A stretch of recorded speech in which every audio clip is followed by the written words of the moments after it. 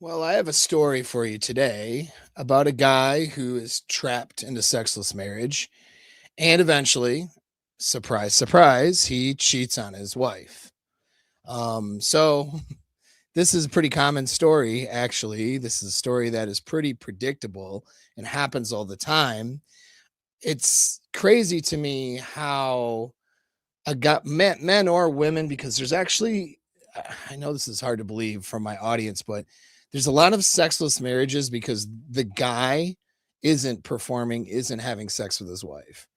Usually, and this is something I've been talking about a lot lately, but usually due to things like porn addiction and different things, he is a not he doesn't want to perform pretty much, and so it's guys become so apathetic and so lazy. I don't know, but it's not just laziness though. It's not like it's an apathy, because that apathy is an ego defense mechanism. And guys are there's many guys, probably not as many as the women that do this, right? But there are a, a significant percentage of guys who are in marriages who are not having sex, like they're not having sex with their spouses. And it's amazing to me whether it's the guy or the girl who's not having sex. It's amazing to me when the other person is surprised when their relationship partner goes out and fucks someone else when they're not fucking them. Like, that's like, why are you surprised at that? And that's kind of what you deserve. Like, I'm not to be mean, and I'm not suggesting that people should cheat. In fact, this video is going to be about what to do instead. I don't think cheating is the answer, and I'll explain why. But I'm going to explain why from more of a strategic perspective rather than a moral one. Not to say that cheating is moral or something, but I mean, we can justify cheating sometimes. Like, if the other person in the relationship is sexually and emotionally unavailable, and you go out and get sex somewhere else, I don't think that is that big of a wrong. Quite frankly, it's wrong, but it's like, so is not being sexually and emotionally available. So is not working on your relationship. You know what I mean? So if you're going guy or girl, you're going months to years. If you're going several months and months and months, I mean, we're not talking like a couple of bad months. We're talking 3, 6 months, years, multiple years in a lot of cases. It's like you're going that long with having no sex or barely any sex or barely any connection with the person that you're with. You deserve to get cheated on. Like, I'm not trying to be an asshole, but you deserve that. That's what you set up the conditions for you to be cheated on. It doesn't make the cheating right, but it makes it understandable. Like, it's like if you are harassing a wild animal and the wild animal bites you, it's like, well, it's not necessarily like right that the animal bites you necessarily, whatever, but it's like, but it's kind of understandable, right? Like, you're doing something super fucked up that creates a natural consequence. And to me, if you are neglecting the person that you're supposed to be in a commitment with, you've saddled them with a commitment. So you've imprisoned them with their word and their integrity and their loyalty to stay in a sexual commitment with you. And then you are not being sexually or emotionally available. If that person breaks the commitment, you actually broke the commitment first by not being available for long periods of time and not working on it, not caring, all of those things. You are actually the person who broke the marriage contract. All right.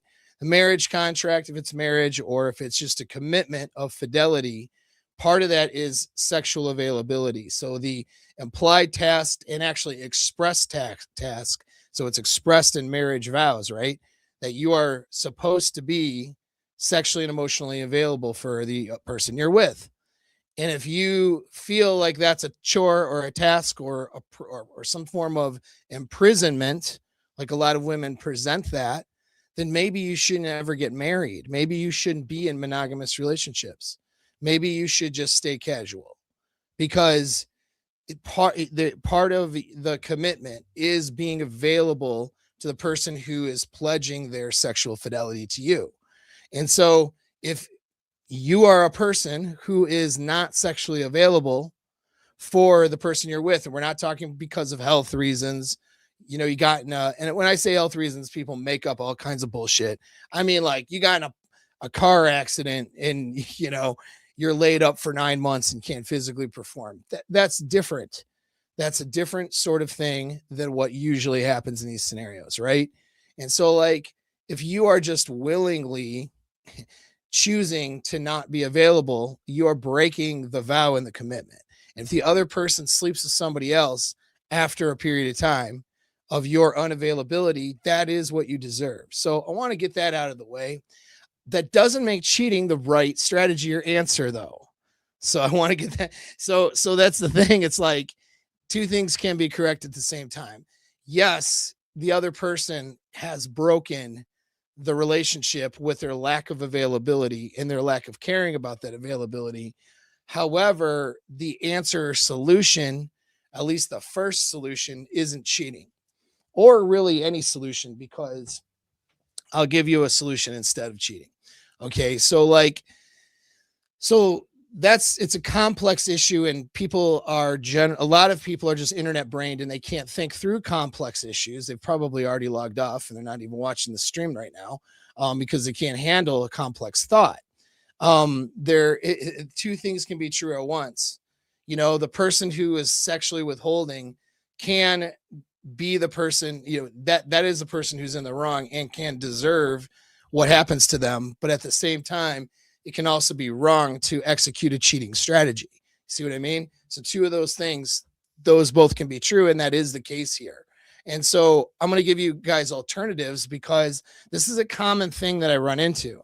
I usually get several guys a month that DM me or post in a community or some form of contact, even if it's just a comment on YouTube, who are in this exact situation. So this is a very common scenario.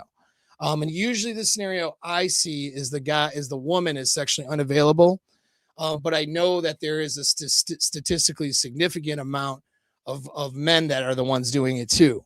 I think it's more women that do this, though. Just if we were to try to look up numbers, I haven't tried that, but I'm going to guess it's women who usually do this. But it is a problem on both sides. And it's usually done. The reason for doing this is a flawed mental model, a flawed inner game when it comes to sex. It's usually a really poor way about thinking about sex. For women, it's often done to have power in the relationship.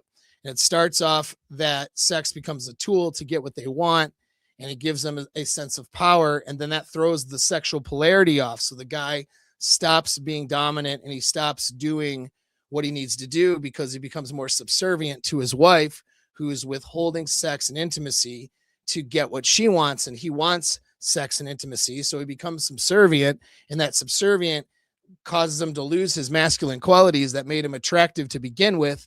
And then the woman doesn't want to have sex with him anymore. Now she's not attracted to him. So it starts off with her attraction being there and her using sex as a strategy or a tool, which many women are socially conditioned and trained at a young age to use their sexuality to get what they want. So it's that poor model that the woman has. And then the guy's inability to hold frame and say, I'm not going to accept this way of thinking about sex, and we're not going to run a relationship like that. A guy not willing to put his foot down and be strong in his frame about the sexual conditions and standards for the relationship ends up trying to just please her to make her happy and do whatever she says in order to get sexual contact. And it's the easiest way to manipulate a guy is to manipulate his ego and to manipulate his sexual access, because guys lack sexual discipline. That's another thing I'm going to say in this. Listen, I promote going out, dating, having fun, and experiencing women. I'm not this person who is like, be celibate forever, right? That being said, though, I also promote sexual discipline. You're not just a slave to your sex drives. If you're addicted to porn, if you're chasing pussy all the time, if you're doing all those things, you're a slave. to your sex drives. You have no discipline. That's not only unattractive to women, okay, but it's also a quality that's going to allow you to be controlled. Like you can't have a dominant masculine frame if you don't have control and sexual discipline. Um, because you'll turn into a simp. You'll turn into somebody who's willing to do anything for sexual access or attention or whatever. And you become a shadow of what a man used to be. And that's really a problem. And so many guys have fallen into that because have learned, they have a learned helplessness when it comes to sex, and um, they've learned to be subservient to their sexual drives and just responsive with no discipline at all. I mean, that's what happens when you're a pre-teenage kid with access to Pornhub. That's what happens to an adult who has access to Pornhub, quite frankly, or OnlyFans girls or whatever. You lack discipline. You don't have the sexual or emotional discipline to say, like, well, I'm not going to, that's not going to be my outlet. I'm going to talk to real women, even though I'm not attractive, even though I suck at talking to women, even though I'm mildly autistic, even though I feel like a dork or whatever. And even though I'm going to get rejected when I first start off, probably 100 times, I'm still going to do it. And I'm still going to, as I do it, I'm going to learn how to clean up different areas of my life so I become more attractive socially to anybody, just making friends and stuff, right? And more attractive to women and can connect in meaningful ways. And that's going to make your life better. All right. A little pivot here is an interesting thought, man. Like I was having this conversation with somebody, a client, actually. What was it? Last week, I think it was. Yeah, it was last week. And it's like, how important is this stuff? The internet in the men's coaching space talks about being on your purpose and achievement and building a legacy and building wealth. And these things are really important. Like, don't get me wrong. I think your quality of life goes way up when you work on those things. But that's not what you're going to think about when you're dying.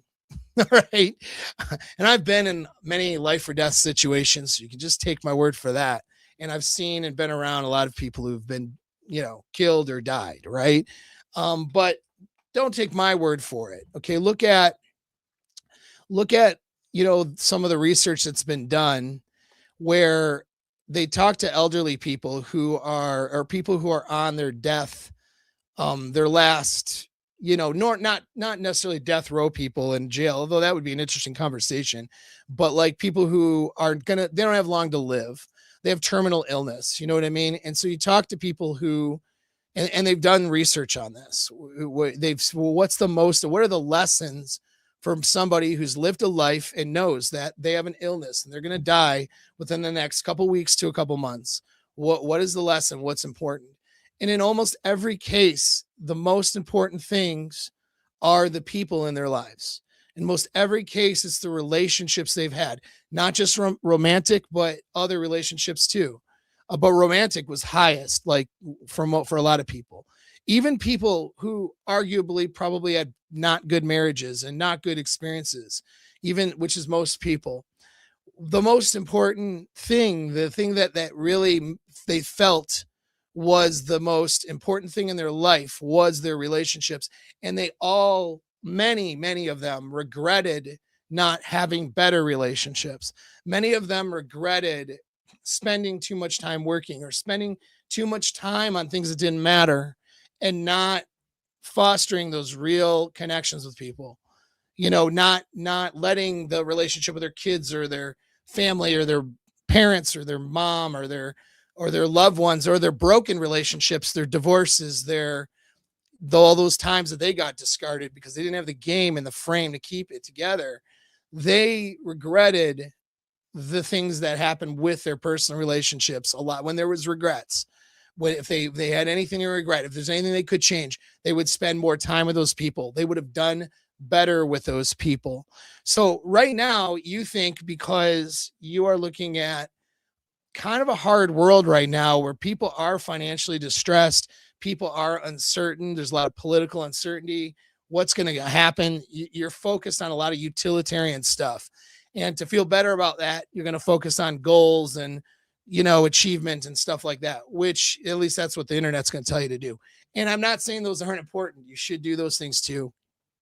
But I'm telling you, if you neglect your sexual relationships and your social relationships, you're going to turn around years later and regret who you've become and have regrets about your life and the quality of life. You may achieve some things, and you may not achieve some things, but your quality of life is going to be dependent on the relationships you have with others. I mean, that is just what the data shows. We can try to be hard asses about this and know and accomplish things and whatever. Man, like, look, even guys who are on the internet promoting like mass, success and all this stuff, like they all have inner circles. They all have relationships that are important to them. You look at a guy like, who I say this out of admiration, a guy like Alex Hermosi, who is psychopathic in business. And I mean that as a compliment. He's very task driven, non emotions, set those things aside, right? And be all about his business. And then he talks about his relationships with his wife, his family, the struggles there, different things. His biggest driver, if he's telling the truth, but I think he is trying to help guys, people become more financially, stable, because one of the most painful things you can struggle with is financial stability. Like, these are all relationship driven motivations. You know what I mean? And at the end of the day, when he goes home at night, he's got people to connect to. And that's what makes his life worthwhile, whether he wants to admit it to himself or not. But I think he probably would admit that. And so you can look at any of these people who are, wildly successful, and it comes down to their personal relationships. So don't think, even though you're not wildly successful yet, most of you guys, do not think that you are different or better than this somehow. If you don't figure out how to date properly, how to seduce, how to create situations with your significant others where you have good sex, how not to be trapped in a marriage, that's another thing. You're really sacrificing a quality of life. It hurts me when guys come to me these stories. I feel like, oh my God, it feels painful. And a lot of times I think people might think I'm just trying to get like a sale or something for my course, but it's like, or for like my programs. But when guys come to me with these problems, I'm like, book a call with me immediately. Like, this is because I don't, it's like, I just want to help them fix this because it's so fucked. When guys are in sexless relationships, sexless marriages, dude, it's like, life is too short to stay in that scenario. I combated with some issues back when I was married too, with some things like that. My solution was just to keep deploying and leaving and doing that. You know what I mean? Is to escape at first, and then, but I mean, that's not a solution. Do you know what I mean? And that was many years ago. I'm a long time ago now. So I got married when I was young. I made that mistake. So for me, it was a mistake. Yeah, you have to solve these problems, man. You can't let these things go, because the quality of your life is going to suck every day you wake up until you figure it out. You know what I'm saying? And it's not like you have to dedicate your life to figuring women out and game and sex and chasing after women.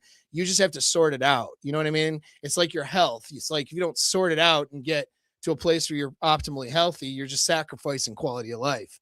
Well, it's the same with here. You know what I mean? You're not going to achieve excellence if you're constantly having women problems, or you're trapped in a sexless relationship.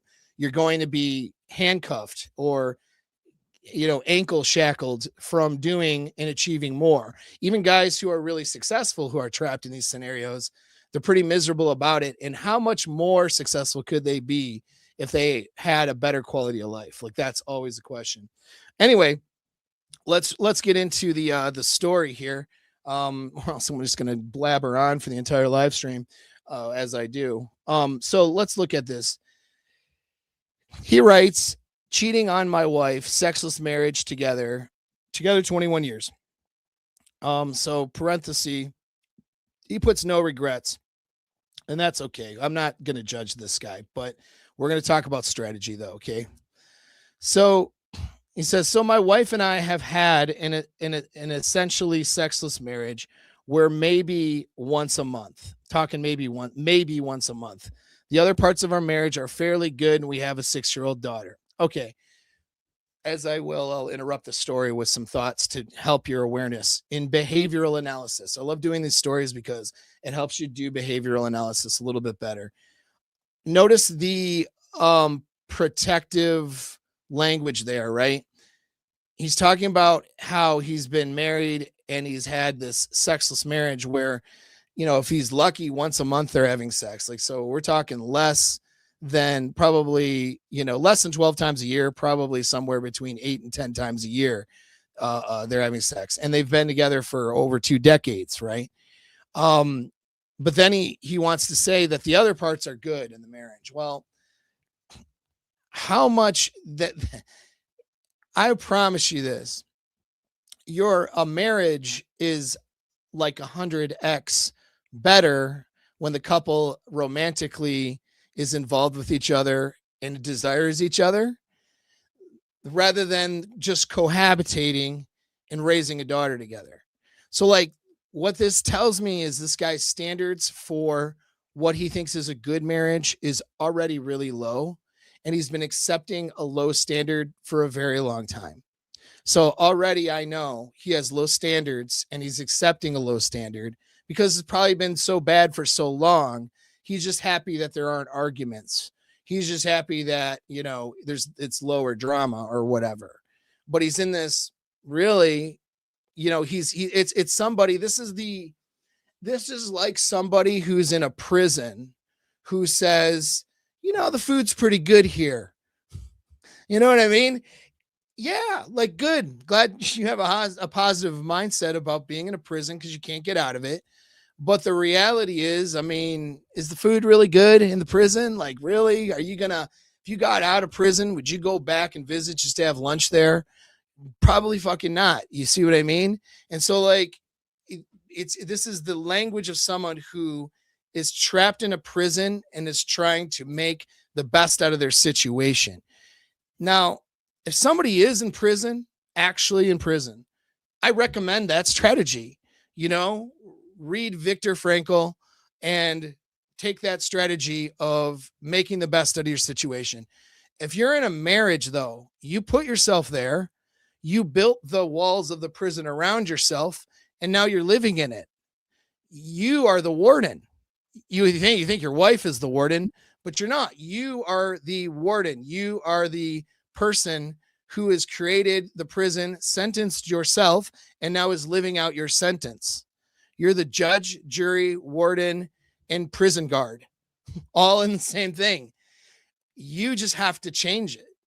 Now, I know that's easy. There's a lot of steps, and it's not easy to do, right? Once you've built the prison, tearing down the walls of the prison one brick at a time is a task, but nobody's going to do this but you. Nobody's coming to save you. There isn't some special forces team that's going to do a prison break for you. You have built this prison. You have to take the prison down and not be a prisoner anymore.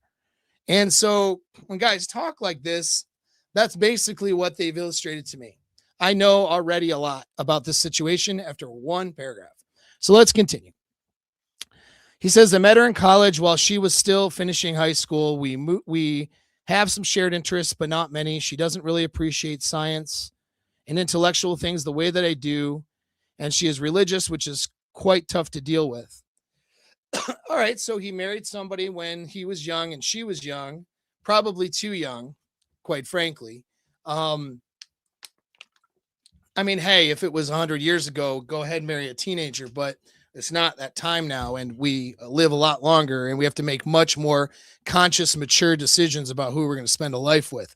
So things have changed, in my opinion. I don't think teenagers should be getting married or getting too serious. This is my opinion.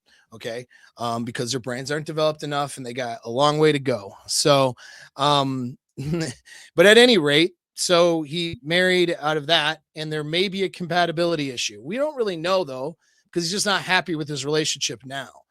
But here's the thing, your wife or your girlfriend doesn't have to share your interests. Sometimes it's better if they don't share all your interests so that you guys have time apart to do things, that that build up your sovereignty as a human being. She doesn't have to be into the things you're into. She just has to be into you. You know what I mean? There has to be enough commonality where you guys can connect. But that doesn't mean like if you like intellectual things and she likes going to church, that doesn't mean you guys can't be compatible. That's really a decision from the church thing is a little different because of the spiritual aspect, and that lays down to beliefs and ethics, but and some moral framing. But I mean, just having different interests isn't a reason to not be with somebody. So there's usually a desire problem and other problems. Okay. So he continues, I have talked to her numerous times, at least once a month, about my need for sex and her lack of libido. We are talking no libido. She hasn't initiated in over 15 years. I have to beg for it. And she always finds reasons to sleep with my daughter at night rather than with me. Okay, so this is somebody who has no sexual frame in their relationship. I want you to see what that sounds like. Okay, so he talks to her numerous times. So he sits down and says, we're going to have a logical discussion about how I need sex. That is not seduction. Okay, sometimes having a frame discussion is okay so that a woman understands what the frame and the standards and the boundaries are regarding sex. Like that's an okay conversation to have once in a while. But the majority of the time, what you're doing is you're spending creating emotions, creating feelings that make her want to have sex with you, paying attention to her in ways that make her experience an elevated sense of self, which is what charm does, right? Back to reference my psychopath's playbook course that's coming out. Charm is making other people feel an elevated sense of themselves, right? So that's you have the ability to do that with the person that you're married to, and the ability to have fun and create good feelings and create like the positive conditions for desire to grow and happen. And if desire was there before, then that's something you can always do and tap into. You just have to learn how, and you have to be conscious about doing it, because when you get into a marriage where you're living together with a kid, you get into a routine, and routines kill seduction and desire. So you have to consciously take yourself out of your routine to do some different things to create the optimal environment for desire to happen and for sex to naturally be a consequence of that. That's what the time needs to be spent on. Sex should not be given as an ultimatum or a discussion or a to-do list. Like, I need you to really make sure that you're cleaning the kitchen and also fucking. Like, that's not how it should be approached, because it's way more important than wifely duties. Her wifely duty is not to have sex with you. Okay, that's not her wifely duty. I know that's going to sound crazy, and a bunch of people are about to comment right now. What the fuck do you mean it's not her wifely duty? Listen, hear me out. Sex with you is not her wifely duty. Okay, sex with you is let me think of a way to word this. It's not a duty. It is the requirement for the relationship to be valid and to continue on successfully. That's not a duty. That is a condition inherent in the relationship existing at all. Like, a girl can, for example, let's say her wifely duty is to drive the kid to school. Well, maybe she outsources it one day and has the neighbor drive the kid to school. Is she not doing her wifely duties? I mean, in a sense, she outsourced it. But does that structurally take down the relationship? No. If she is slacking on doing something that she normally does as a wife, let's say she normally cleans, she normally does laundry, and she's, just gets lazy or something, isn't doing it. Maybe that's a discussion to have, but that is not the destruction of the relationship. That's not conditional or foundational to the relationship. A duty is just something you do as part of your obligation to the system that you're in, but it's not structurally important, okay, necessarily. I mean, the overall aspect of duties in general is important, but like one thing, missing one thing here and there is not a structural downfall of the relationship. Not having sex with and not having a sexual relationship with a person you're married to is the destruction of that relationship. It's breaking the bond, first of all, that you've made. It's breaking the vow. It's breaking the commitment. Just because you're not fucking someone else, it doesn't mean you're not breaking the commitment. In as a part of the conditions of that commitment, you're vowing to be sexually available to the other person because they are pledging their fidelity. And so if you're not doing your part, there is no relationship. If the sex is not happening, it's no longer a marriage. It's something different. It's maybe a cohabitation agreement where you're raising kids at best. Maybe it's a friendship if you guys like each other, but it's not a relationship. It's not a romantic relationship without the romance. So sex is not a duty. That's the wrong way to look at it. Sex is a condition for the relationship. And if you're not having it, then you're not in a relationship. You're in a friendship, you're in a cohabitation agreement, you're in a business agreement, you're in a co-parenting agreement. Do you see what I'm saying? So it's much more severe than, oh, it's her wifely duty. So because it's not just having the sex, it's not just giving it out, although sometimes she's going to, if one person's not feeling it, you do it anyway. That's part of the rules that you should have. But it's also maintaining the want to, maintaining the motivation, just like you courting her and you creating that seductive experience for sex to happen. It's not just you doing it as a duty. You have to want to do it. And if you don't want to do it, you have to work on your dopamine system and your motivations. And you have to work on whatever trauma or obstacles you have in your inner game. And you have to make yourself want to do it. And if you don't, you're not doing your job. You know what I mean? As a man, if you're in a relationship, if you don't want to seduce her, you're not doing your job at figuring that out and figuring out why and trying to get to a point where you want to. You know what I'm saying? So that's the thing. There's this massive accountability in this area that people are missing. Okay. And so, he's not approaching this from a seductive perspective. He's trying to have a logical discussion. And then he's blaming it on her libido. It's not her libido. A new guy comes in, presses the right buttons, provided that her barriers to cheating aren't too thick, she will fuck that guy enthusiastically. And she will realize what she's missing. That's the reality. This guy doesn't understand that his wife's ready to fuck. She just doesn't want to fuck him. Okay, so that's the thing. All right. So here's what's his solution. He goes, so I took a look at Ashley Madison for someone who could fulfill my sexual needs only. I don't need love. I'm fairly certain my wife and I still have that. So now he is doing a dualistic mating strategy, which is usually reserved for women. Okay, usually strategic pluralism or the dualistic mating strategy, which is finding a provider and then going out fucking someone else. That's usually a strategy that women will execute in absence of having the guy that she feels maximally desired to. But in this case, he's doing that strategy. Men do the strategy sometimes. You know what I mean? And so it's something that men do occasionally. Right. Hold on. What is she doing? All right. My girlfriend's actually accidentally airdropped me something to my computer. It's like, I'm on a stream. What are you doing? She knows what I'm doing. She's trying to get my attention down there. All right. So anyways, so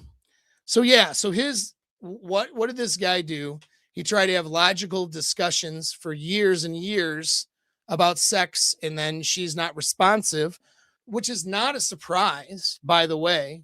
That's not a surprise at all. Okay. And it's not a libido problem. It's a desire and a seduction problem. Most of the time, that's it. In the case where it might be the rare occasions, you go to the doctor, you have your hormones checked. You see, if it's not a seduction problem, the girl goes, I need to go, I'm hitting menopause. My sexual desire has tanked or something's wrong. I'm going to take supplements to change my desire. I'm going to go to the doctors. Maybe I need to get on hormone therapy. See, a girl a relationship where seduction and desire isn't the problem. When a girl finds her sex drive not where it needs to be, she proactively tries to figure out why. Maybe it needs to be prompted from a discussion from the guy that she's with, or a frame discussion about it in an open conversation about what's going on to prompt the effort. But she will take that effort in those measures to fix whatever her libido problem is. If she has a libido problem but she doesn't care and she doesn't do anything to fix it, that's not a libido problem. That's a desire problem and a seduction problem, because she has no desire to fix her libido, because her desire to want to be intimate with you is non-existent. And that non-existent desire got there before her hormones did. Okay, if there is even a hormone problem at all, most of the time it's not. And so this is not a libido problem, it's a seduction problem. Had you told me that she's going to doctors and she's really trying to figure out and she's really proactive, maybe I could say, okay, hormones are part of the issue here. It's not. Okay, we can say it's not. So his best laid solution is to go get on Ashley Madison and find somebody else to fuck. Which I'm going to tell you why that's not really the best solution. After the story, the girl I ended up going out with not only can keep up with me sexually, but turns out to have a lot more in common with me than my wife. We were talking same books, same music, same cliques in college and high school, same intellectual discussions. We have great discussions and great sex, but try to limit any emotional entanglement. She's separated from her husband. So this is a common cheating scenario. Two people, the woman and the man, are, not connecting with the person that they married. They've gotten bored. They've lost interest, which, by the way, is a natural progression of your pair bonding mechanism. Your pair bonding mechanism is not designed according to mythology and not science. Your pair bonding mechanism is meant for you to be like, what is it? Penguins or whatever, where like you mate for life. That's not how pair bonding works. Pair bonding just means that you prefer a person for your reproductive needs, a particular person. You associate a particular person for your reproductive needs, right? But that association dwindles over time. We are evolutionary, we're evolved to mate switch, because that led to different kids from different parents and more genetic diversity, which meant more of a probability of survival for offsprings in terms of combating diseases and things like that. So we're not designed to like do these 30-year relationships. We're designed to do relationships for a few years and then switch. So our pair bonding mechanisms are designed to lose interest over time. Now, that doesn't mean you're fucked and that's what's going to happen to you every time. If you're a slave to your animal drives, then I guess that's you. And yes, that does describe most people. But I mean, you're not, if you're a slave to your instinctual mammalian brain drives, you will never really achieve much. You're going to be low level in everything. You're going to, at best, satisfy your basic needs, do a bunch of dumb things, never achieve excellence, and give all the excuses and reasons why that is. That'll be your fate if you just respond to your mammalian brain drives. These are the guys who go to the job that they hate, but they need to do it because it's their income. And then they go to, they get involved in sports to avoid interaction, with their families and social interactions. Like they drink on the weekends and, get drunk and stuff throughout the week, or do some casual drugs just to numb themselves from their situation. These are people who are responding to their mammalian brain drives, to include people with porn addictions and other things, because it's your mammalian brain drives with access to a computer and free pornography, right? So like people who just respond to those drives without doing anything with their human brain to direct those drives are doomed to be miserable and not achieve very much. So if you want to achieve a long-term healthy relationship, you absolutely can, but you have to understand your instincts aren't going to get you there on accident. You have to do certain things to compound those good feelings, those desires, those emotions, that connection, to where over time that relationship grows deeper into frame, better, happier, versus having a honeymoon phase and then dropping to a low level of interest after 6 months to a few years. You see what I'm saying? Left to your own devices, that your relationship's going to drop to low interest within a couple years, and your wife's going to be going on Ashley Madison fucking some other random guy who's also, did the same thing. Maybe you're doing the same thing. It's kind of a disaster, right? I mean, so that's basically what happened, right? Now, here's what happens when somebody's cheating. They just transfer all of the emotions and their needs, the things that they want out of a sexual or romantic relationship. They're just transferring it to this new person. So, according to this guy, this new girl he's fucking, who is also logistically unavailable because she's married, is like a really good match for him. Maybe she is, maybe she isn't, but he hasn't done the work to figure out whether or not the actual person he married is a good match for him or not. He just got frustrated and then decided to take this solution because he wasn't skilled enough and didn't have the strength, okay, in order to work on the relationship he's in. And that's leads to these problems, right? So let's continue. The real weird thing is I think my wife and I are getting along better than ever. Well, yeah, this tends to happen when one person, when there's low sexual desire, then one person cheats. At first, it's better because instead of having all this negative tension around the fact that you're not fucking and the fact that you're not getting laid, you end up getting laid by someone else. So you feel better and you're just in a happier mood when you're around the other person. And then you guys end up getting along better, having a better relationship. Funny how that works. But here's the thing. What if you could create that better mood without fucking someone else and then bring that into seduction? Makes sense, right? So a lot of times somebody will cheat and then their sexually unavailable partner wants to become more available because they're showing up, and not because they found out about cheating. It's because they start showing up in the relationship a better version of themselves. Well, what if you just showed up as a better version of yourself to start off with without having to entangle yourself in other things, right? And risk getting divorced, raped, and losing half your shit when she says he's been cheating on me and ducking out on his daughter and ducking out on this, and he needs to pay me all this money. Like, instead of having that conversation in court, right? Losing your ass and having all these emotions wrapped up in a woman who is, as soon as things get too hard, she's going to leave and go back to her husband. You know what I mean? So now you got this broken heart from this person you were cheating with because you didn't sort out your inner game issues. You didn't figure out how casual sex works, right? You don't have an understanding of your own emotional boundaries.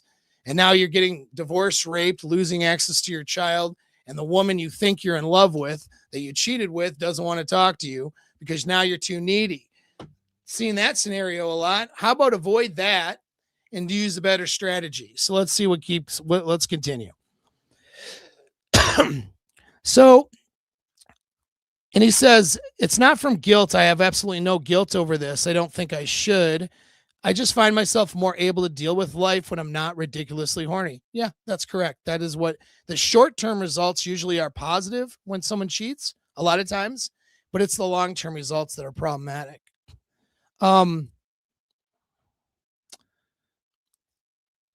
So then he says, I was having some severe depression issues earlier this year, but now they've dissipated with this new woman in my life.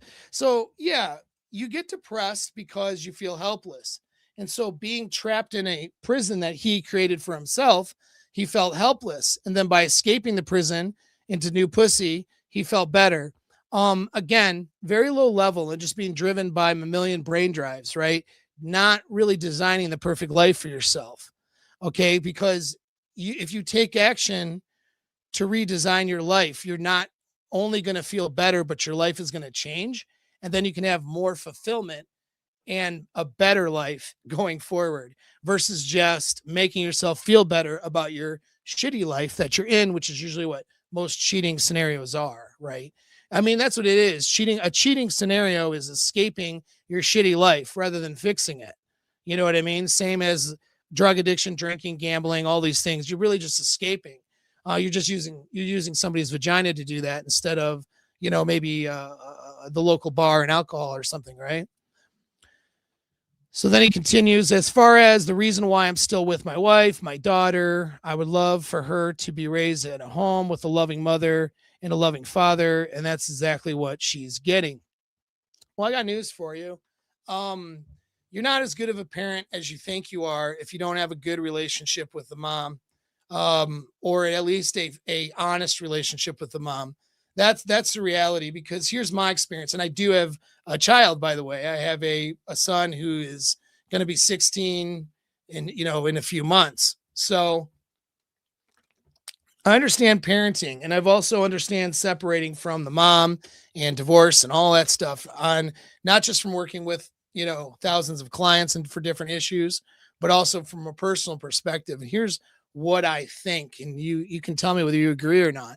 But what I think is that kids don't listen to you, especially when they go through their rebellious stage. They're trying to establish their own identities. They do. I mean, they listen to you to some degree, but they're more likely to model your behavior and the conditions or the behaviors that they grow up in than they are to listen to what you say. So, in other words, let's say that you are an abusive person and you smack around your wife and kids all the time, right? But then you tell your kid, like, don't ever smack around your kids or whatever, um, there's a high chance that he's going to have the traumatic effects from that. He's going to either repeat the behavior. Statistically, usually people repeat it. There are cases, though, a lot of cases where someone rebels against it, goes the other way. But chances are, it doesn't matter what you tell him, he's going to repeat the behavior. If your child sees you trapped in a miserable marriage where mom and dad don't even have sex, his daughter in this case, mom and dad aren't having sex. Mom is sleeping in the same room with her. It's not that she has this terrible childhood. It's just that her model of relationships and the way that love works, she's going to look at her parents for what that looks like as a model that she becomes used to. And so what she'll become used to is a loveless, sexless, romanceless marriage or relationship growing up. That is what she is going. This daughter is really doomed to grow up and do exactly what her mother is doing. And you are setting your daughter up for failure because mom's not happy, right? And she's not going to, no woman is happy doing this and living their life like this. So like you're setting her up for failure by sticking in a terrible relationship just for the purpose of raising the kids. Now, there are rare circumstances, and usually not in the United States, where leaving the relation, there's some places like Japan, for example, and I know this from a few clients, their divorce laws are horrendous, and the guy will be prevented from having any relationship with the kid. Oftentimes in Japan, in any divorce scenario, the guy literally is trapped in a marriage with the family. He has to choose between his freedom, but losing a ton of money in the process, or, having a relationship at all with his children. So oftentimes in Japan, people stay married and cheat. That's the consequence of that system. So that being the exception, okay, that's a sucky scenario, and maybe sticking around just so you're in your kid's life is a decision you have to make. I don't know. I can't make that decision for those in it. They have to make the decision for themselves. But I do understand if you are absolutely trapped and your choices are no relationship with your children at all, or be in a bad marriage with a cohabitation agreement, essentially, so you can be around your kids. I mean, I understand choosing the being around your kids until they're 18. I get that part, right? But 99% of you people are not in that scenario. Most of these marriages are not in that scenario. They're staying for the kids, but really they're staying because they don't know how to leave. That's why. They don't know how to have a better relationship with their children with a separate, living in two separate households. They don't know how to do that. It's a lack of skill and an anxiety or fear of what the future could look like. But I'll tell you this, there's a lot of kids who grew up in much happier scenarios, at least seeing that the parents or dad or mom didn't accept a sexless, no loveless relationship. At least if they see you pursuing what you want and pursuing a good relationship, even if you're not necessarily succeeding in that right away, at least if they see you not accepting the bad relationship, that sets the standard for them growing up. That makes it less likely for them to just repeat your mistakes. So that's my take on that. It's usually not good to stay for the kids. It usually does not benefit the children the way you think it does. So, um,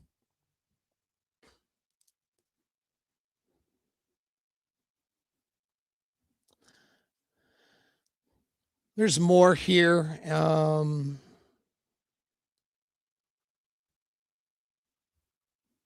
See how much this is long. I don't know how much I want to read this. So he goes into like a story with her. You know, he stuck with her way longer than he should have. She cheated on him before they got married. You know, so like, and he even says, I had to ask her 4 different times for the marriage, and she never settles for something that isn't the best. So he kind of, without understanding hypergamy, understands it. I mean, he very well might not even be his wife's sexual best, which is why she's acting like this. Certainly, if she cheated prior to her getting married, he's probably not her sexual best. So what do we have then here? This is what guys do instead of solving their problems or escaping their problems. This guy probably needs to improve his sexual skill. He definitely needs to improve his seduction skills. But instead of doing that, he's running to new pussy. And that can feel better for a while, but really it doesn't solve anything and usually creates more problems. And I'm not saying that running that in some circumstances, like the Japan circumstance, for example, they just do a cohabitation agreement and then they have sexual relationships outside of the marriage in order, because without doing that, he's not going to be able to see his kids. In that scenario, maybe that's different, right? But here's what you don't ever need to do. You don't ever need to covertly lie and lead a double life to go cheat on somebody you're with. If you do that, you've failed. So you have failed in your game and your standards and your frame. If your solution to a problem that you're having is to go out and fuck other people and then be dishonest about it, lie about it, and lead essentially a double life where you got one girl over here and you're telling her stuff, and maybe you're telling the girl you're cheating with the truth, which usually that happens a lot. This person knows more of the truth, and then the person you're living with, that you're married to, that you can't figure out what to do with. You're lying over here. Now you're leading this double life. I mean, I'm going to tell you, this makes dudes into shitty people. It tears them apart. It's not, it's not a good solution. Okay. It'll tear you to pieces if you do this solution. It's you're not going to feel good about it, and you're going to lose yourself. A lot of guys really lose the sense of who they are because they're not executing a strategy that is congruent with who they are. They don't have a congruent identity. They got a split identity now, one with the girlfriend and one with the family. One tolerating a sexless marriage and trying to upkeep this image of being the good dad and the good guy, and the other one trying to escape by seducing and fucking and keeping around some other woman, and then transferring all the emotions that should be reserved for your wife to the other person. And splitting yourself like that is an absolute fucking nightmare for most people. Okay. Now, in order to do the right thing here, we'll say the right thing. I'm not saying just morally the right thing, but execute the best strategy. Okay. You have to have your limbic system under control. You have to have your inner game under control. You have to be more fearless. You have to be more relentless. You have to be more ruthless in your standards. This is a weak strategy. What this is a strategy based in weakness, not based in strength. So Not to say that narcissists and psychopaths don't cheat on their relationships. They do it all the time because they don't give a fuck. And they're usually just doing it as a strategy to control people too. So I'm not recommending you become a psychopath. However, having the mental dominance and control of a psychopath in some ways without the mental illness, okay, without the mental difficulties of a psychopath and the difficulties in empathy, but being able to have the benefits of psychological strength and control, that would be a magical power for this guy. And for any of you guys in a situation like this, any of you guys who have been too kind and less capable of setting powerful standards in your relationships.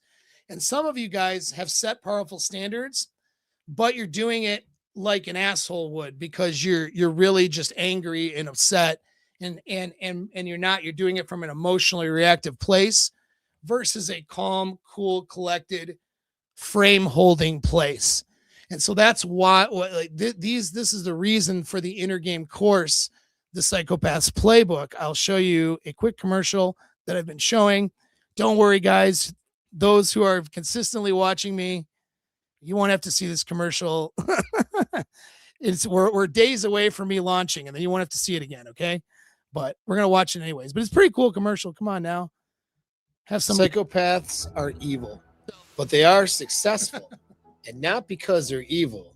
They're successful because they're effective. The average man is drowning in overthinking, fear, people-pleasing, and hesitation, while the most ruthless personalities walk through life winning, while you are struggling and you are losing. But here's the truth. You don't need to be a psychopath to win. You just need to learn the traits that they mastered and use them without being immoral or having poor ethics. Focus so sharp that it cuts through distraction. Charm that bends social dynamics. Resilience that makes you unshakable. Ruthlessness, but with empathy for others. The ability to say no without guilt. Fearlessness in the moments that matter. Mindfulness that kills anxiety. And action taking that separates leaders from followers. This isn't about becoming a terrible person. It's about becoming powerful. Someone who leads, someone women trust and desire. Someone who commands his world instead of just reacting to it. And that's why I created the Psychopath's Playbook, a complete system for the good men, the non-psychopathic men, but for men who want the results without becoming evil, and without wasting years of trying to figure it out alone. This is an inner game course that will allow you to tap into that thing that you have been missing, that thing that's inside of you that will allow you to make more money, seduce women, and succeed. If you're ready to unlock the traits that make the world's most effective men untouchable, click the link and get into the community. When this course drops, you will get your exclusive announcement, and you'll be on the list before it fills up. And together, we'll make you unshakable, undeniable, and unstoppable. This is where your old self ends and your rise begins. I'll see you there.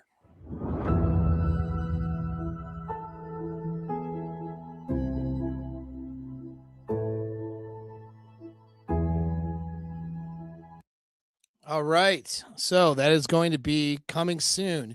You need to click the link and get into my community, or you're not going to get the invite for the course. The person in this little vignette in the story I'm reading could have used some of this. Let me ask you guys, let me get you to think about something. What do you think is the most powerful way? If you're going to fuck other people, you're in a relationship, and the answer is you've gotten to a point where fucking other people is going to be the answer. And again, I'm going to give you another strategy instead, because it's usually that should not be your first response. That is 100%. That is not your first answer. Okay. But let's say you get to that point, and that's going to be what you're going to do.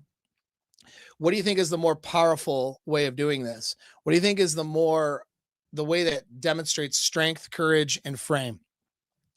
Sneaking off on a website and creating a profile and meeting some, banged up married girl who's also escaping her relationship, and then transferring all your feelings to her and having a little cheat on the side or whatever, and then lying about it to everybody in your social circles, all your friends, your family, all those things, and just leading a secret life? Is that the most courageous way of being a man? Or you sit down, you say, look, we have to have a conversation. And we have no sexual relationship and I'm not happy. So I'm going to be going out, I'm going to get a girlfriend and I'm going to be fucking other people. If you don't like it, then you need to do something about our relationship. But I've already made the decision. You've had plenty of opportunities. As far as I'm concerned, that's what's happening right now. And if you're going to go out and fuck other people too, well, you're the barrier to our relationship. So we can just end our relationship then, if that's going to be your response. If your response to me getting a girlfriend or two on the side is to get a boyfriend or two on the side, then I guess we're going to be done with. All right. But if you want to actually do something about this and you're not comfortable with me fucking other girls, then I suggest you figure out whatever it is you need to figure out so we can work on our sexual life together. Otherwise, I'm just going to outsource that to somebody else. Which is the more powerful way of doing that? Which is more ruthless? Do you see what I'm saying? I'm not like nice guy over here saying, oh, guys, don't cheat. It's the wrong thing to do. And you made a vow and all this stuff. And then ignoring the fact that this fucking demon of a woman has removed all of her sexual interest and is using that to control you. I'm not. You got the wrong fucking guy if you think I'm nice guy in this all the way, and trying to give you a strategy because, I'm trying to look like a good person here. I really don't give a shit. I'm helping you guys be successful. Okay. And I think being a good person is benevolent and is good. I think you should operate with integrity and loyalty, but understand though, like it's also the most powerful response. If you look at her, if you have the fucking balls to stare at you, look at your woman that you've been married to for several years, who's been withholding sex, look at her dead in the fucking face and say, here's what's going to happen next. And if you don't like it, too fucking bad. You had plenty of opportunities to change it before, but you still have opportunities now because we're not divorced yet. So you make a decision as to what you want to do. But here's what I'm doing until something changes. When you have that calm, cool, collected, deadpan look at her right in the fucking face, and you tell her, that is the strongest position you'll ever have with another human being. So this isn't about being weak and don't cheat because whatever. And in that case, you're not cheating because you're not lying. You're telling her exactly what's happening, which is you are opening up the relationship on your side of it until shit changes. And it's up to her to start putting in effort to make that happen. Now, that is not your first move either. That's a better move than just sneaking around. Okay. There is no excuse to ever cheat, in my opinion, because that implies sneaking around. You're either going to go fuck other people and she knows it's happening, or you're not going to do that because you have a monogamous commitment. But saying you're in a monogamous commitment and then lying and sneaking around, that's never the answer. That is the weakest way of handling this. So hopefully you guys understand this. And yes, if you're at that point, why not just get divorced, right? So I'm going to look at some of the comments here and then I'll give you some practical solutions. All right. Uncle Paul over here filling your guys' heads with good things. The fact that he's trying to negotiate desires is precisely the reason she doesn't have it. Great comment. This is correct. 100%. That's what yes, his logical conversations on a monthly basis about his sexual needs, it demonstrates no care or benevolence towards her. First of all, it's all focused on me, which is usually what bad sex looks like. Second of all, it's a negotiation, right?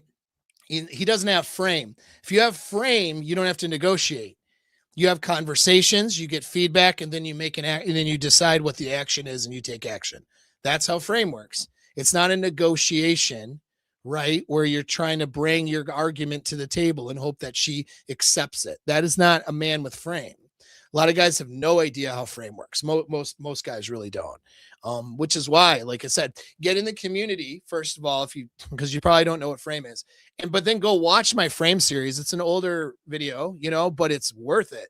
It's well done. My frame series and the playlist will tell you all about frame and what that looks like. Okay, that's the most important thing, really.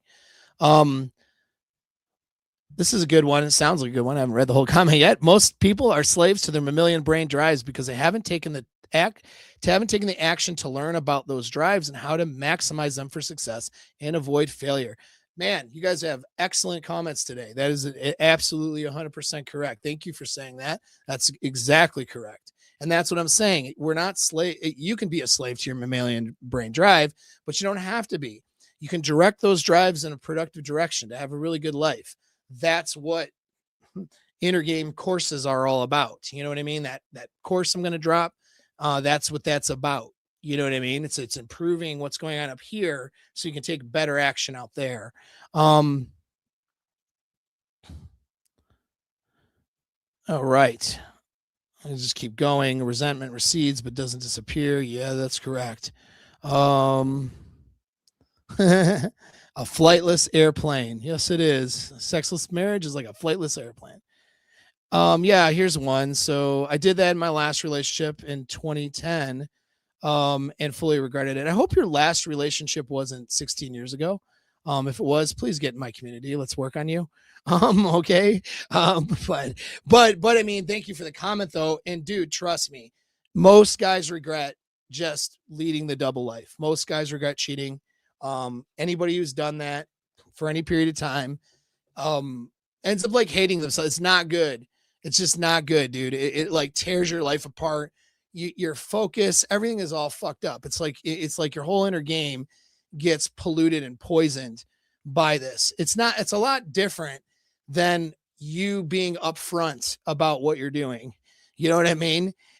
If you are not lying and living a life that's true to yourself and you decide to not be monogamous, that is way different and better. I'm not saying you need to do that either, but I mean, that's way different and better than lying and leading a double life.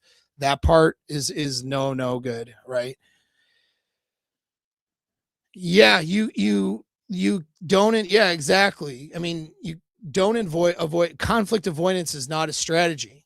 You know what I mean? That's not conflict avoidance is not a solution. I shouldn't say it's not a strategy. It is a strategy, but it's not a solution.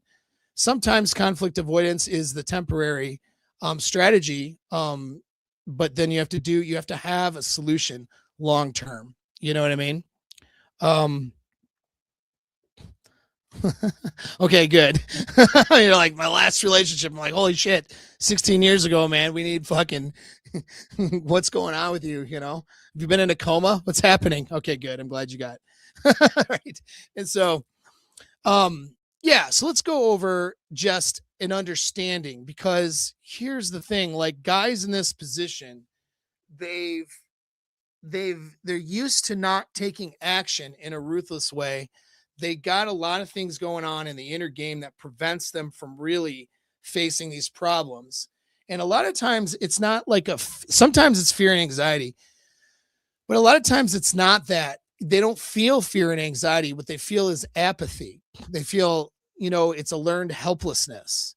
So sometimes a guy, the anxiety doesn't happen until he starts making moves to fix things. Then he's like, holy shit, this is uncomfortable. You know what I mean?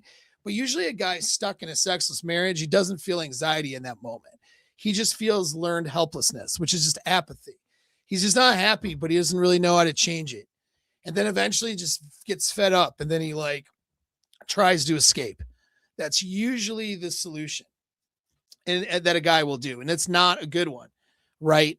And so in order to change this learned helplessness, it's going to take some serious effort, which is why when guys are in this circumstance, I'm not just trying to pawn a program off on them or something like that, or take their money or whatever they think. Cause it's funny.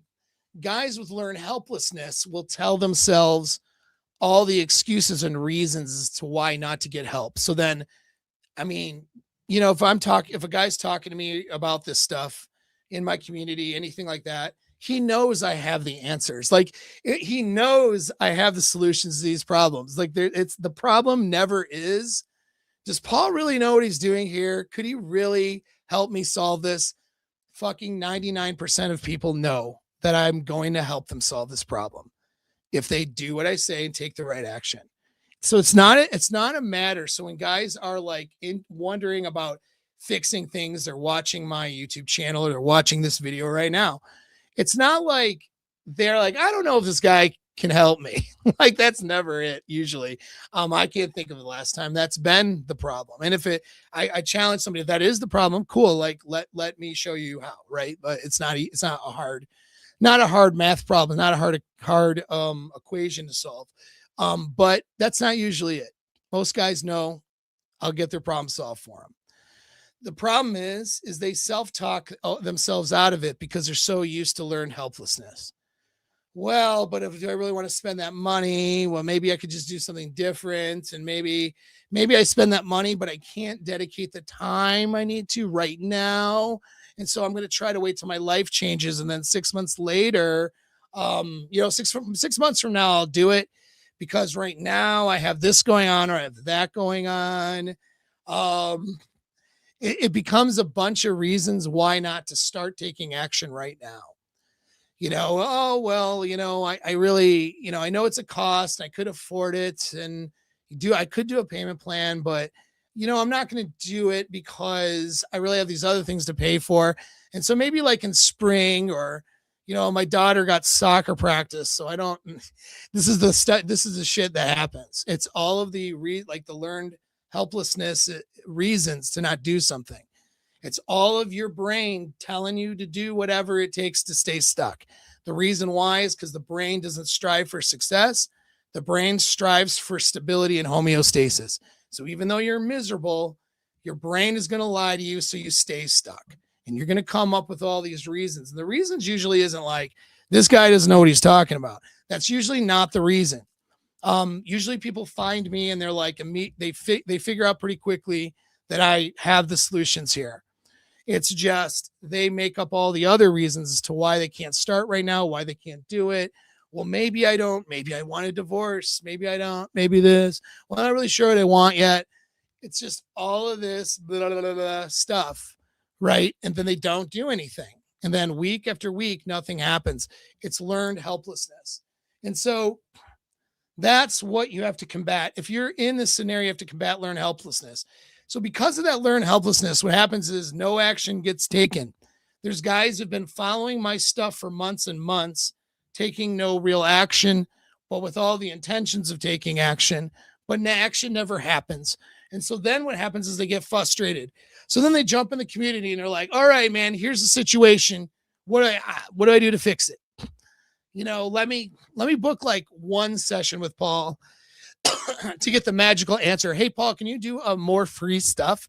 Can you put out more free stuff so that I get the answer to what my problem is, and then everything's going to be okay? Like it's that frustration builds, and then they want the one solution. You know what I mean? They want a couple of steps. Like they don't want like the idea of having to recondition their brain for a few months and take different actions and have a compounding effect of actions over time so that in a few months things are different. Like that idea is like too hard for them because that learned helplessness. So guys are like, I just need something now. It doesn't work that way. It doesn't work that way.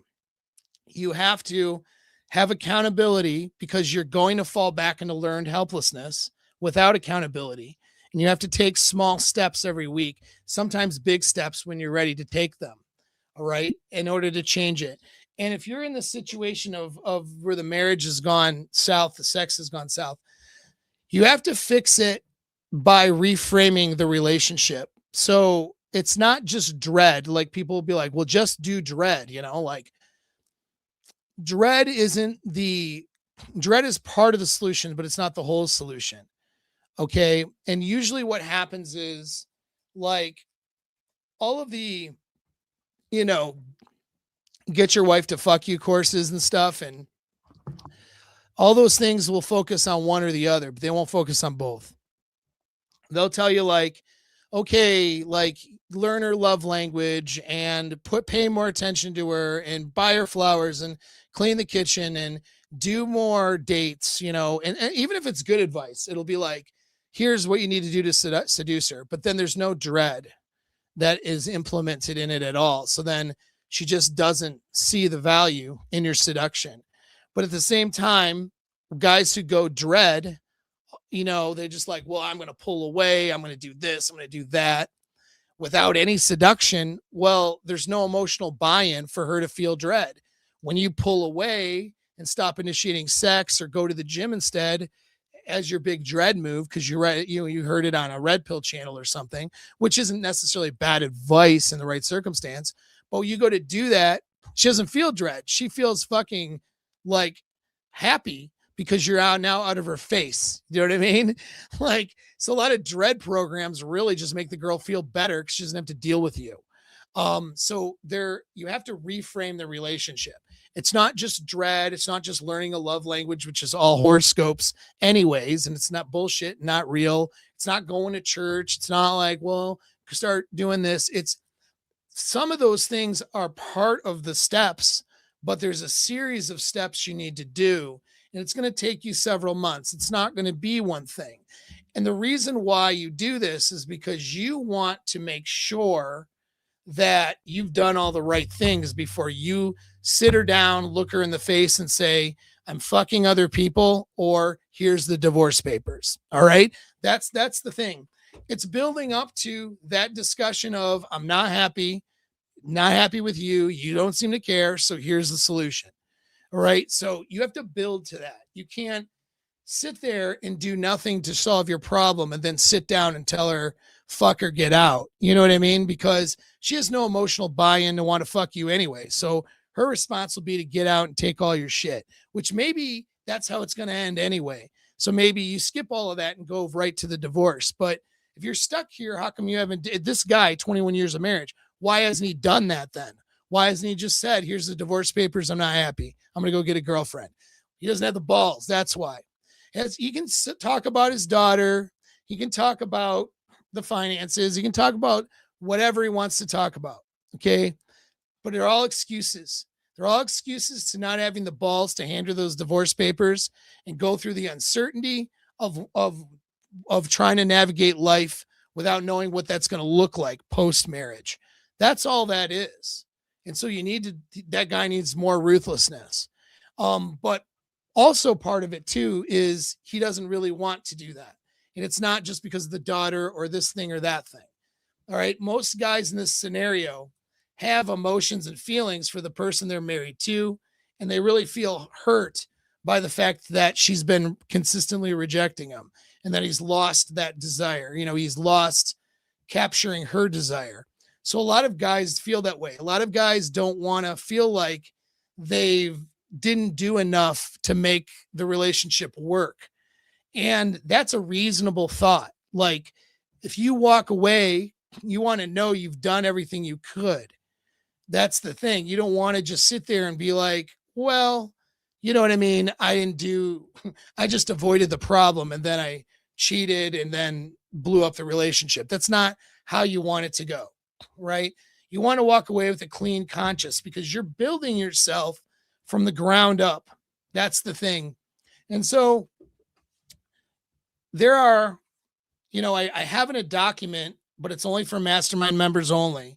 Okay. Because this is going to require coaching. You don't just do it and know what you're doing. Your best laid plans and solutions. If you're a guy in this scenario, this guy in the story, his best laid plans and solution put him in a 21-year sexless marriage. Okay. Like, your decision making isn't correct. Your awareness is very off. Okay. Your brain is not conditioned properly to handle these problems yet. So you cannot just rely on yourself. I can't just hand you the instructions and let you run with it because you're not going to follow the instructions. You're going to fuck it up. All right. And it's no offense. I mean, that's normal. Like that, any guy in this scenario, that's exactly what it is. It doesn't make you less of a man. It just means that you need some You just need direction and guidance and accountability. You need training.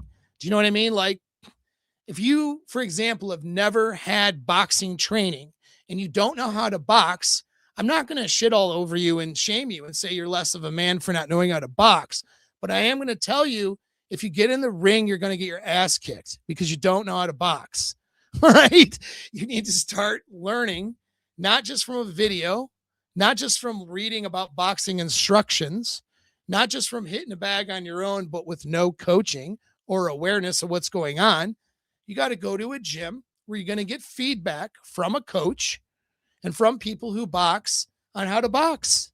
That's what you need to do, right? Just hand it. I can hand you the instruction manual. You can go read Dempsey's book on boxing. It's pretty good. It's old, great book. There's great books written on boxing. You can go read those, and you're not going to be able to do them without somebody there holding you accountable week after week and giving you feedback as to where you are messing up and where you need to fix things. It's the same thing with restructuring your brain and behaviors so that you have good relationships. When you've been in a sexless marriage for any length of time, even if it's only been a year or two, that means your best decisions put you there. You're not conditioned yet to do the right thing. Instructions are not going to help you, which is why my outline for my 3 phases of dread and regaining frame is for mastermind or elite clients only who are talking to me on a regular basis, because I could give the instructions out for free and it's only going to fucking not work for you. You're only going to not execute it properly. And then you're going to come back to me going, oh, I don't know if this thing works. No, it works. You just don't know how to work it because instructions are not enough. Any coaching program I'm running, any good coaching program, is not just an extension of YouTube. It's not just information or how to. It's accountability and training. Okay, it's actual training. Now, that being said, though, I do have this document there for those who are training with me. And frame looks like this. Frame is programming is the initial phase 1 of frame. There's phases of frame, but like they're all working kind of simultaneously, right? So programming is changing how she sees you and how she sees the world. So your seduction and persuasion skills allow her to see you as the attractive, desirable option, and eventually as the most desirable option, okay, as that grows. And she has a way of seeing the world that complements the frame that you have in the relationship. So she doesn't have to agree with you on every point on how things operate, but she has to have an understanding of the world that is complementary to how you want to run the relationship and how you want to build that. Okay. It can't be, it can't be the antithesis of what you're trying to do in a relationship, or she's not properly programmed. Right. And a lot of programming is we're all being programmed. Okay. So it's not like this is some, sort of cult thing. We're all being programmed, but you're either programming yourself, society is programming you, or you're allowing someone else to program you because you like what they have to say. You like their ideas, right? And that's okay. Like, I allow myself to be programmed when I listen to a good business coach and he has great ideas on how to expand my business. I allow that programming to happen. There's nothing wrong with that. So the key is to be intentional about your program. Otherwise, your programming is going to happen anyway, but it's going to be through unintentional means and it's going to serve others and not you. All right. So programming is the first part of frame, seeing the world in the right way and having her see you as attractive. And that moves in then to idealized isolation. Idealized isolation is where it's you and her in a bubble or in a frame. So you both see the world a certain way. You've developed attraction, desire for each other. And so now it's you two on the inside, everybody else on the outside. Okay, so there's a level of isolation. That's where your boundaries and your standards come in, okay, later on in a committed relationship. But it starts in the beginning too, where you're just seeing yourself and her and each other as an entity or item operating in the world, okay? And then phase 3, which is also starting right in the beginning as well, but that's what is called neurochemical dependency. So that's the pair bonding. All right. So her oxytocin, dopamine for the excitement, the serotonin for the comfort, the oxytocin, the good stress that builds, leads to an orgasm and a big oxytocin dump. The beta endorphin or comfort feelings over time. These are all pair bonding feelings. She becomes pair bonding is where she associates all those good feelings with you. And you increase the intensity of those and the frequency of those, and you have intermittent frequency to a point where she becomes dependent on them. In other words, in order for her to feel good in the world and for her identity and sense of self to feel good, she has to be having these good experiences in your relationship. It's a positive way of having a dependency, not a negative one. Okay. And so you develop that and build that through seduction, your courting, the dating skills, the game skills, the sex skills, the fun, the cool things you guys are doing, the quiet evenings together.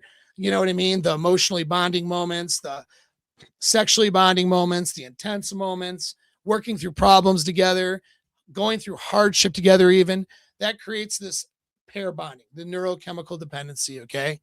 And so that coupled with seeing the world a certain way, having boundaries and standards, being isolated, that creates the structure for an amazing relationship where you get deeper over time versus losing interest over time. But one element that has to be there, or else the rest can't be there, is dread. Dread is just a fear of loss. Anytime something becomes important to you, okay, you have a sense of not wanting to lose that thing. So you're willing to put effort into keeping it. That's all that dread is. Dread is the willingness to put effort into keeping the good relationship because you don't want to lose it. And if a person becomes too secure, they start to take for granted their relationship. If the dread goes away, then they take for granted their relationship. And then what happens is that neurochemical dependency or that excitement that breaks down, as well as caring whether or not you guys are an item anymore. So the idealized isolation breaks down. They start rationalizing different things to allow them to escape the relationship. So the programming breaks down. You see, without dread, everything breaks down. Okay. So those are the 4 elements of frame. You can watch a full video series on it for free right here on YouTube. Now, if you want to regain the frame because you've lost it and you're in a sexless marriage, you have to follow a little bit of a different order. But it's not just dread, and it's not just, love languages or horoscopes.